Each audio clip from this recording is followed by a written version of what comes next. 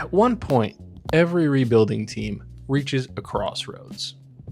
Do you stay patient or do you push the chips in? The Detroit Pistons are finally relevant again. And for the first time in forever, it feels, we have a superstar cornerstone in Cade Cunningham.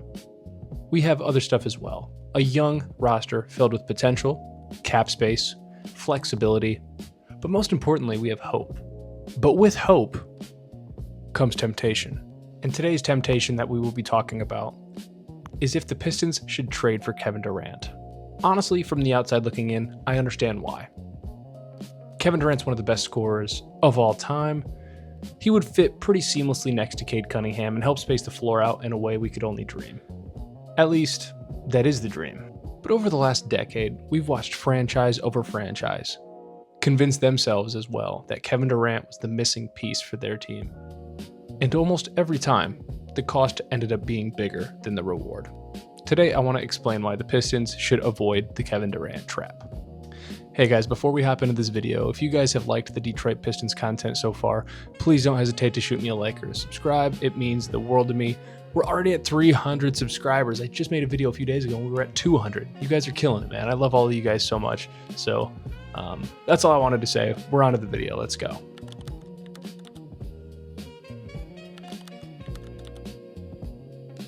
Let's start with the obvious. Kevin Durant is still phenomenal.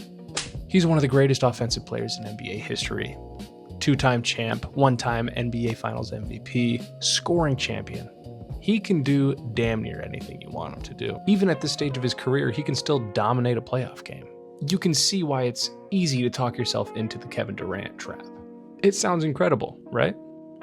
But here's where I get a little skeptical. Superstars are not cheap.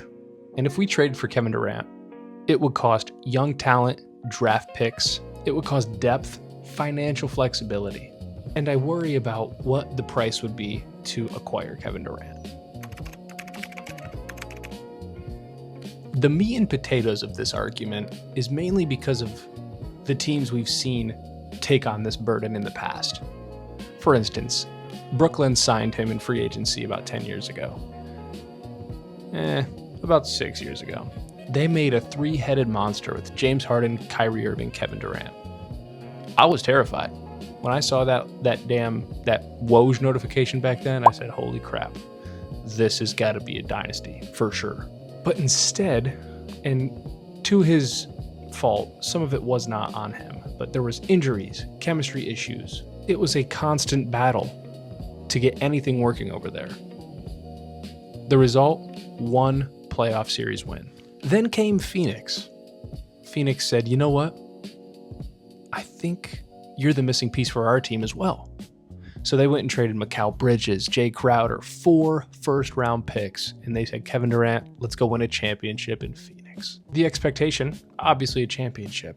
Instead, they never reached the NBA Finals. They gave away all of their depth, picks, players, and it left them top-heavy. They had nowhere to go. Unfortunately, and eventually, they realized it was time to trade Kevin Durant. And that's when Houston came knocking. The Rockets spent years building an amazing core. I mean, think about it. They had Jalen Green, Alperen Sengun, a Thompson twin, Reed Shepherd, Jabari Smith Jr. I mean, they had amazing young talent on their team. Houston made the move, though. They thought, hey, let's go get Kevin Durant. It's the perfect missing piece. We can give away some of our young players, and let's go win a championship now. They tried to cut a corner. They sent out Jalen Green, Dylan Brooks, and the number 10 overall pick, along with some other stuff, I think. I'll put the trade over here. But the second they made that trade, their whole timeline changed. They didn't just become an up-and-coming young team with a lot of potential. They had to now fill the shoes immediately. And that's exactly the decision Detroit is about to face. For the first time in years, it feels like the Pistons finally have a direction. Something every rebuilding team dreams about. The Pistons have flexibility, depth, youth. All the things that are very vital when trying to make that next step. But if we were to trade for Kevin Durant, that wouldn't just mean we brought in Kevin Durant. It would change everything. Suddenly, we have to win immediately. Player development becomes secondary. the Ron Hollands, the Asar Thompson shootings, the Jalen Duren spacing the floor, things like that become on the back burner immediately. Your timeline no longer belongs to Cade Cunningham. It belongs to a 37-year-old superstar. Let's look at the teams recently that have actually won. Oklahoma City is the first example that comes to mind. They built through the draft and through smart trades. You could make the case that they traded for SGA, who is a superstar, but in the moment he was not. They traded Paul George for $1 billion first-round picks and a young prospect that they hoped they could develop into a young star. They took the patient route. They went through the draft, and instead of going all in on a mega superstar trade, their trades were pretty modest. Things that were small and were enough to get them more in a spot to win, like Alex Caruso, for example. But those are the trades winning teams make. They make small trades that help you in the long run. I just feel like championships are won not by skipping steps, but by surviving them. And the fact that Detroit is now in that spot, why rush it? We've already spent so long building it. Why try to cut a corner now? Kevin Durant is one of the greatest players to ever play basketball, and this is not a criticism of him. It's a reminder of where the Pistons are.